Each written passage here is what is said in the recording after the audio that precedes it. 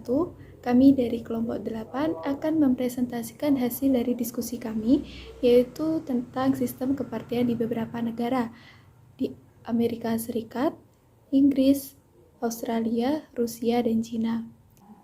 Saya di sini akan menjelaskan tentang sistem kepartean yang ada di negara Amerika Serikat.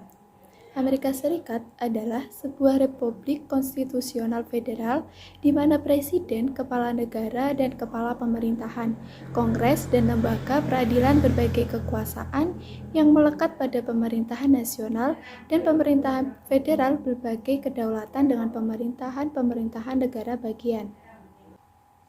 Undang-undang federal dan negara bagian sama-sama mengatur pelaksanaan pemilihan umum.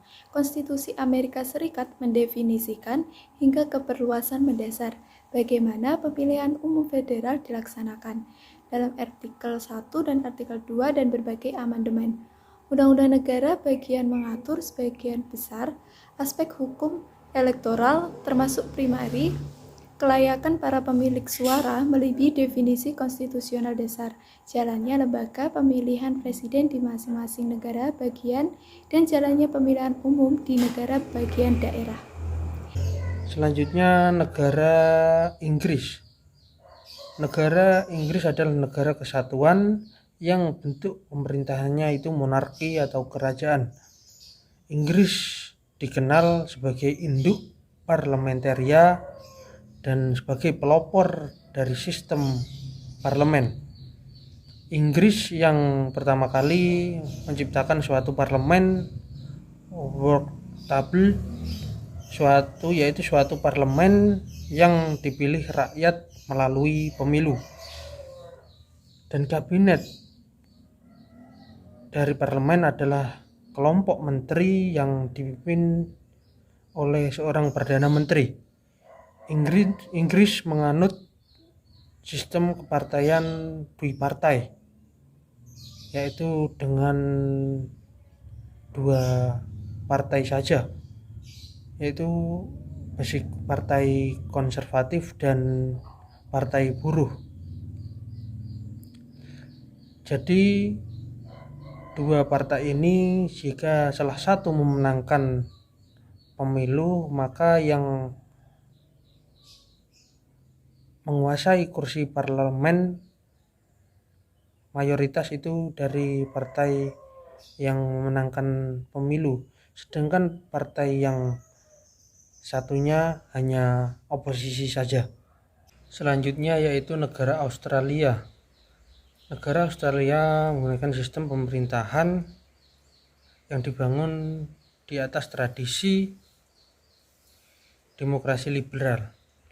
Sistem kepartaiannya di negara Australia umumnya sama dengan negara-negara demokrasi lainnya. Partai politik dan kegiatan internalnya umumnya tidak diatur secara ketat, namun disiplin internal partai sangat ketat.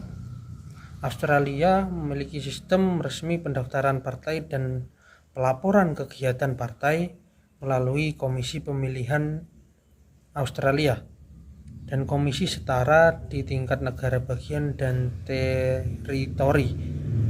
Jadi sistem kepartean di Australia itu kurang lebih sama dengan negara-negara demokrasi lainnya, itu kebebasan dalam memilih partai dan untuk mendirikan partai. Oke, untuk sistem kepartaian yang ada di Rusia itu pemerintahannya tertinggi dipegang oleh presiden. Nah, setelah itu pemerintahan itu berpusat di Kremlin atau di parlemen, yang di situ terdapat perdana menteri yang bertanggung jawab pada parlemen. Cuma peranan perdana menteri ini terbatas, tidak sebanding dengan presiden, karena yang ada di Rusia itu saya rasa presiden memiliki peranan yang sangat kuat, yang mana pada sekitar beberapa bulan yang lalu Partai Rusia Bersatu itu memenangkan kursi yang paling banyak di parlemen, yang mana di Rusia memiliki sistem yang dinamakan majority party, yang di situ mayoritas suara terbanyak itu dipegang oleh si pihak pemenang pada kali ini. Nah, pada peranan kemenangan ini tidak lepas dari campur tangannya Vladimir Putin, yang mana kita tahu bersama Vladimir Putin merupakan sosok yang saya rasa sangat kuat, dan di situ Vladimir Putin juga berhasil untuk mengentaskan beberapa kemiskinan, untuk telah mendirikan beberapa orang-orang yang rentan miskin, dan sekarang bisa dikatakan sebagai negara yang adikuasa yang agak kuat yang ada di Rusia. Nah, setelah itu Partai Rusia Bersatu ini saya rasa tidak jauh-jauh dengan sejarah berdirinya negara Rusia, yang mana dulu merupakan pecahan dari Uni Soviet. Yang kita tahu bersama, Uni Soviet merupakan negara komunis. Dan untuk yang kedua, partai yang ada di Cina merupakan salah satu negara komunis, yang mana di situ bisa dikatakan menganut monopartai, yang mana partai yang terbesar ada di Rusia, yang ada di Cina itu merupakan bisa disebut PKC, Partai Komunis Cina. Di situ Partai Komunis Cina sudah menguasai Tiongkok sejak berdirinya Republik Cina pada sekitar tahun 1949, dan di situ partai atau bisa dikatakan sebagai pemerintahan Cina juga sangat memiliki kedekatan dengan masyarakat sipil, yang mana hubungan antara masyarakat sipil, kelompok-kelompok militer itu memiliki kedekatan yang sangat intens.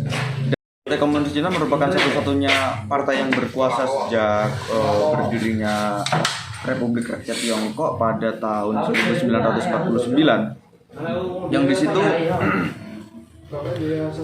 sudah ada tradisi kedekatan antara masyarakat sipil terus militer, yang di situ merupakan kedekatan yang sangat erat, yang mana saya rasa bisa dijadikan sebagai salah satu patron atau referensi untuk berpikir kita ke depannya. Di situ kedekatan antara rakyat sipil dengan militer, di situ menyebabkan salah satu terbentuknya paham bahwasanya kita merupakan masyarakat yang bebas dan kuat. Oleh karenanya saya bisa menyebut Republik Rakyat Tiongkok pada kali ini merupakan salah satu negara adikuasa selain Amerika Serikat. Mungkin cukup sekian dari saya. Assalamualaikum warahmatullahi wabarakatuh.